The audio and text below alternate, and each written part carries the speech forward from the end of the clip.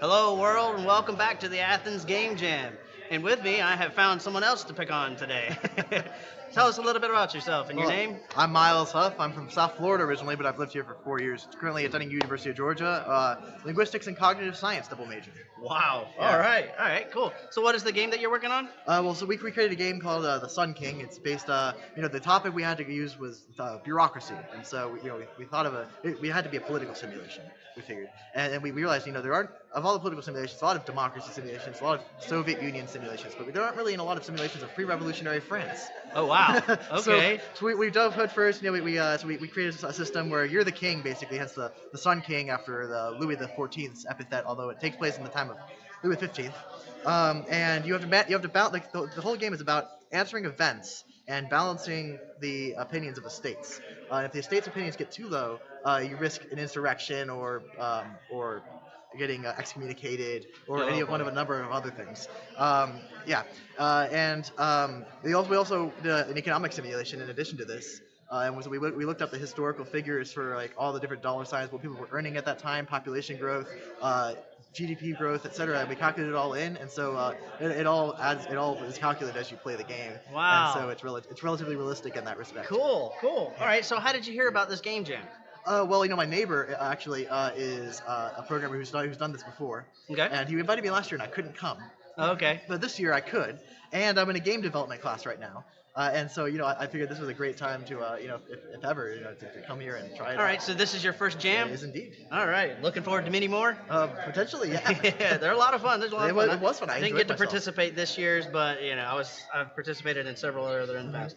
All right, so how did your team form? Did you come in here with a team, or did you just randomly join up with folks? None of us had a team already. I recognized one person from my game development class, and so we sat next to each other, and then we got two other people who didn't have a team.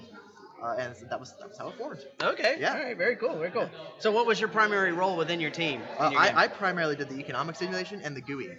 Because we only had two people on our team who were relatively skilled in programming. We had one person who was a novice programmer, and we had one person who had never programmed before but was interested. So we chose, a lot of people did stuff with Unity, but we did JavaScript, HTML, and CSS, just pure that to sort of keep it simple and easy to explain to them to help them learn and stuff as we went along.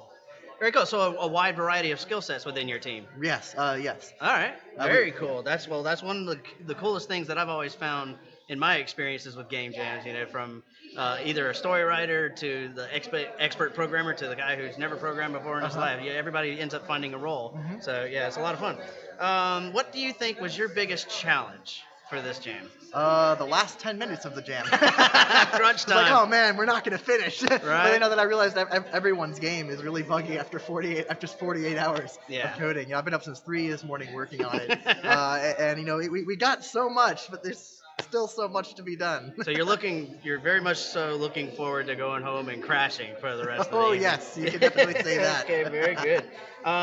What do you think was your biggest achievement, your milestone or aha moment of this weekend? Honestly, it's kind of the whole thing in general. I think probably the hardest problem was trying to figure out the reverse. We tried to figure out the reverse compound interest in terms of population growth between 1600 and 1801. Okay. That was probably the hardest problem. But the thing I was probably most satisfied with was just the GUI, because it's always nice to be able to see, I guess, what you've created. And you can't really see that with math the way you can with pretty pictures on the screen. Right. Yeah, very good. All right, so this theme, bureaucracy. Yeah. How long did you guys brainstorm on the topic before you even started developing? Probably about a half hour. Really? Yeah. You just dove right in, huh? Yeah, and then we tweaked stuff as we went. But we got a general idea. We discussed the democracy versus Soviet, or maybe we go future or medieval. But then eventually we was like, you know what? It seems like it's probably going to be pretty easy if we don't have to worry about democracy and we just have 3 estates and it'll be interesting. And yeah, France. So That's how it happened.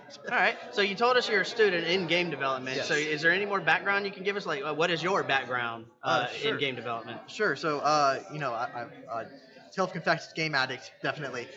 Good. Because I'm like we all should be. 2,000 hours just in Paradox games alone. I've got a computing certificate in addition to linguistics and cognitive science. I'd like to potentially go into computational linguistics or AI and potentially follow along there.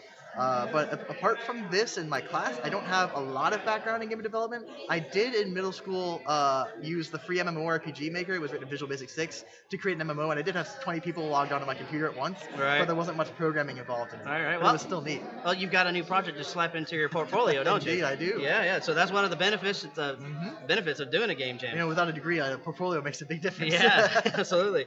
All right.